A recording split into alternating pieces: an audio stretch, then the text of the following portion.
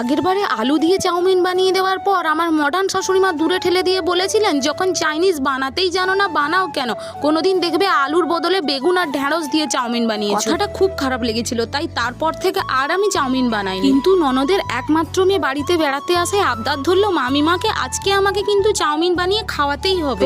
প্রথম না করাতেও এত আবদার শুনে ভাবলাম আজকে বানিয়েই ফেলি। আমি সাধারণত চাউমিন করলে আলুটা দিয়েই থাকি, কিন্তু আজকে বাদ দিলাম আমার শাশুড়িমার খাওয়ার জন্য। কিন্তু ব্রেকফাস্টে সবাই খেয়ে প্রশংসা করলেও আমার শাশুড়িমার মুখে রুচল না। তিনি প্লেটটা ঠেলে দিয়ে বললেন, আমি এই চাইনিজ খাবো না, আলু পটল ঝিঙে কত কিছুই না দিয়েছো। আমার মুখটা শুকিয়ে গেল। এটা কিন্তু আমার শ্বশুর মশাই লক্ষ্য করেছিলেন। তিনি ওই চাউমিনটিকে একটি ফেমাস চাইনিজ রেস্টুরেন্টের বাক্সে ঢুকিয়ে ধরিয়ে দিলেন শাশুড়িমাকে। তিনি চেটে পুটে খেয়ে বললেন, এরকম বানাতে শেখো আগে। পুরো বাড়ি হো হো করে হেসে উঠলো। শাশুড়িমা সব বুঝে বললেন, বৌমা আর একটু কি হবে, মানে আর কি আছে?